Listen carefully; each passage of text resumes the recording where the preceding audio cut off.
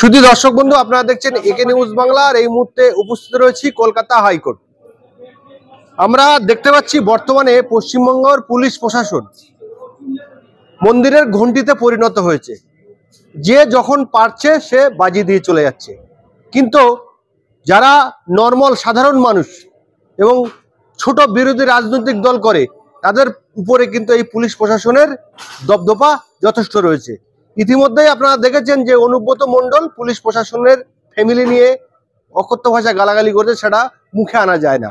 শুভেন্দু অধিকারী, আমরা সূত্র মারফত খবর পেলাম যে কয়েকদিন আগে যখন নবান্ন অভিযানে গিয়েছিল, শুভেন্দু অধিকারী নাকি পুলিশ প্রশাসনকে গালাগালি করেছে। কতটা প্রমাণ পুলিশ প্রশাসনের কাছে আছে সেটা আমাদের জানা নেই। কিন্তু ছোট দল অর্থাৎ আইএসএফ নওশাদ সিদ্দিকী, তার এই বিধানসভার সামনে তারাকে পুলিশ হেনস্থা করেছে। আর গতকাল বারুইপুরেও তাকে পুলিশ প্রশাসন হেনস্থা করেছে। এই একই রঙের দুটি রূপ, একই টিকিটে যেমন দুটো সিনেমা দেখানো হয়, ঠিক পুলিশ প্রশাসনের সেরকমই অবস্থা আমরা দেখতে পাচ্ছি। যে শাসক দলের প্রতি একরকম তাদের রবাইয়া, আর বিরোধী বা ছোট ছোট রাজনৈতিক দলের পিছনে আরেক রকম রবাইয়া। আমরা এই সমস্ত বিষয়ে কথা বলবো। আমাদের সঙ্গে রয়েছে কলকাতা হাইকোর্টের বিশিষ্ট অ্যাডভোকেট অর্ক মুখার্জি মহাশয়। রাজ্যের পুলিশ প্রশাসন শুভেন্দু অধিকারী সহ বিভিন্ন বিরোধী রাজনৈতিক দলগুলোকে যথেষ্ট সমীহা করে, কিন্তু নওশাদ সিদ্দিকীর ক্ষেত্রে ভিন্ন সুর। আমরা কিছুদিন আগে দেখেছিলাম যে এই বিধানসভায় নওশাদ সিদ্দিকীকে একজন পুলিশ প্রশাসন অপমান করে, আর গতকাল বারুইপুরে ঘটলো। কারণটা কি? টুপি আর দাড়িটাই মেন ফ্যাক্টর হয়ে দাঁড়িয়ে?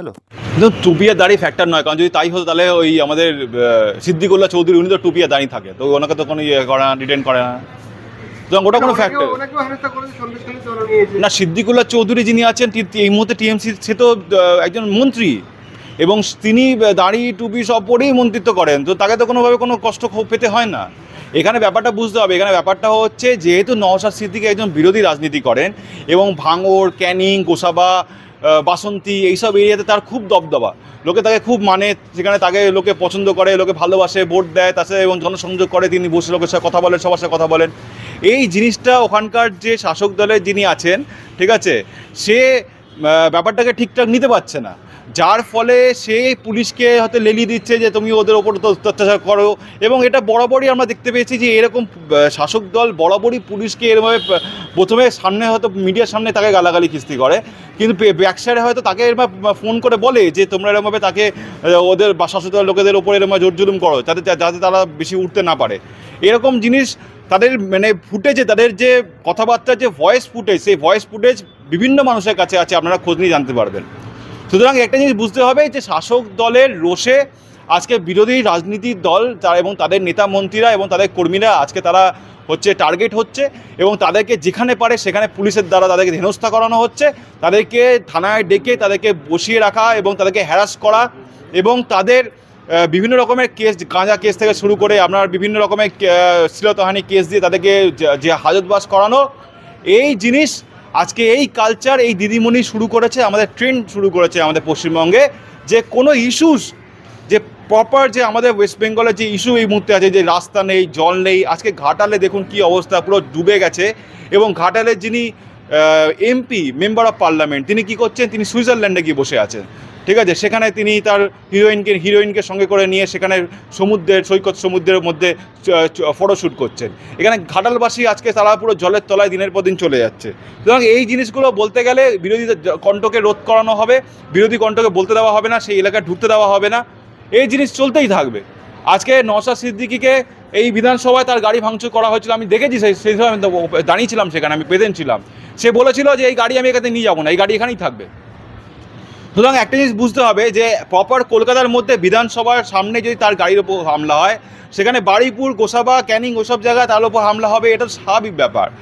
আজকে মানে পশ্চিমবঙ্গে পুলিশ আজকে তৃণমূল তথা শাসক দলের হচ্ছে পুরো একদম মানে তাদের কর্মী হয়ে গেছে। পুলিশ আর পুলিশ নেই, তাদের কর্মী হয়ে তারা কাজ করছে, যার ফলে যারা অরিজিনাল, যারা ক্রিমিনাল তাদেরকে ছেড়ে দিচ্ছে, এবং যারা সত্যিকারে ভালো মানুষ, যারা একটু বিরোধী রাজনীতি করে, তাদেরকে ধরে ধরে বিভিন্ন কেসে তাদেরকে ভেতরে ঢোকানো হচ্ছে। আমরা দেখতে পেলাম যে পুলিশ প্রশাসনকে এই অভয়ের মা বাবার যে নবান্ন অভিযানে গিয়েছিল, সেখানে শুভেন্দু অধিকারী পুলিশ প্রশাসনকে অকথ্য ভাষায় কিছু গালাগালি করে। সেটা নিয়ে আজকের আমরা সূত্র খবর পেলাম যে কলকাতার যে প্রেস ক্লাব আছে সেখানে পুলিশ প্রশাসনের পরিবার তারা কিছু বিবৃতি দেবেন। তো এই প্রসঙ্গে আপনি কি বলবেন? আচ্ছা দেখুন, যদি কেউ ওকে গালাগালি দিয়ে থাকে, ঠিক আছে, তাহলে তাতে কি হবে? সে গালাগালিতে কিছু কি মামলা হবে? এরকম কি সংবিধানে বা এরকম কি আমাদের বর্তমানে বিএনএস যেটা যে ভারতীয় ন্যায় সংহিতা, সেখানে কিছু প্রভিশন আছে? যদি থাকে তাহলে আমি বলবো পুলিশকে সেই মোতাবেক তাহলে এফআইআর করুক বা তার এগেইনস্টে কমপ্লেন করুক। সেসব না করে এই যে প্রেস বিজ্ঞপ্তি দিচ্ছে, মানে এগুলো কি মানে? এটা কি পুলিশের সাজে? একটা পুলিশ সে ল অ্যান্ড অর্ডারকে তার ঠিকমতো বলবৎ হচ্ছে কিনা সেটাকে দেখভাল করবে। সে যদি নিজেই প্রেস মিট করতে শুরু করে দেয়, মানে সে অ্যাকচুয়ালি পুলিশ নয়, সে একটা রাজনৈতিক ব্যক্তির কাজ করছে। রাজনৈতিক ব্যক্তিরা বিভিন্ন কারণে যেমন প্রেসকে ডেকে তাদের একটা বাইট দেয়, সেরকম পুলিশও সেই কাজ করছে। পুলিশের কি সেই কাজ? পুলিশের কাছে যখন পাওয়ার আছে, পুলিশ তখন আইনটাকে নিয়ে কাজ করে, সুতরাং তাদের আগে আইপিসি কাজ নিয়ে কাজ করতে, এখন বিএনএসকে নিয়ে কাজ করছে। তাহলে সেই মোতাবেক সেকশন হিসাবে তাদের ওপর মামলা করুক, তাদেরকে নোটিশ পাঠাক, তাদেরকে থানায় ডেকে পাঠান, যদি না আসে তাদেরকে অ্যারেস্ট করুন। কিন্তু সেটা কিন্তু পুলিশ করতে পারছে না। তার মানে এটা বুঝতে হবে যে পুলিশও এখানে কিন্তু একটা রাজনৈতিক ব্যক্তির কাজ করছে, অথবা কোনো রাজনৈতিক ব্যক্তির দ্বারা প্রভাবিত হয়ে পুলিশ সেই ধরনের স্টেটমেন্ট মিডিয়ার সামনে রাখছে। পুলিশের যে কাজ যেটা হচ্ছে মানে কেস ফাইল করা বা সংশ্লিষ্ট সেকশনে মামলা করা, সেটা কিন্তু পুলিশ করতে পারছে না। আস্তে আস্তে পুলিশের দক্ষতা হারিয়ে যাচ্ছে। একদিকে যখন শুভেন্দু অধিকারীর বিরুদ্ধে ব্যবস্থা নেওয়া হচ্ছে বা বিভিন্ন মানুষ মুখ খুলছে, শুভেন্দু অধিকারী কথাটা যে পুলিশকে যে গালাগালি করছে এটাকে কোনোভাবেই সমর্থনযোগ্য নয়। কিন্তু অনুব্রত মণ্ডল যখন পুলিশকে আরও বিচ্ছিন্ন ভাষায় গালাগালি করে স্ত্রী এবং মা বাবাকে নিয়ে, তখন কাউকে কিছু বলতে হবে। তা আমি তো সেটাই বলছি আপনাকে, যে আজকে অনুব্রত মণ্ডলের যে সেই ভয়েস রেকর্ডিং সবাই পুরো আপামর পশ্চিমবঙ্গের বাসী, সারা ভারতবর্ষের বাসী শুনেছে, যে পুলিশের মা বোনকে তুলে সে কী অতকত্ত গালাগালি খিস্তি করেছে অনুব্রত মণ্ডল। তার বিরুদ্ধে কি কোনো এফআইআর হয়েছে? কোনো এফআইআর হয়নি, আর না কোনো দিনে হবে। কিন্তু আজকে বিরোধী দলনেতা তিনি কিছু বলেছেন কি বলেননি সেটার সম্পর্কে পুলিশের কাছে সেরকম ফুটেজও নেই, দেখাতেও পাচ্ছে না, এবং বলছে একটা কথা বলে দিলে হ্যাঁ আমাদের কীরকম গালাগালি খিস্তি করা হয়েছে। সুতরাং সেটা নিয়ে প্রেস মিট করছে। তার মানে এর থেকেই বোঝা যাচ্ছে যে বিরোধী কণ্ঠকে রোধ করার জন্য এই সরকার উঠে পড়ে লেগেছে, এই পুলিশকে কাজে লাগিয়ে তাদেরকে কৃতদাস করে রেখেছে। এবং এইসব করেও যখন বামফ্রন্টের 34 বছরের শাসনকে আটকানো যায়নি, তাদের পতন হয়েছে, সেরকমই এনারও 15 বছরে এই শাসনকে আটকানো যাবে না, এরও পতন হবে।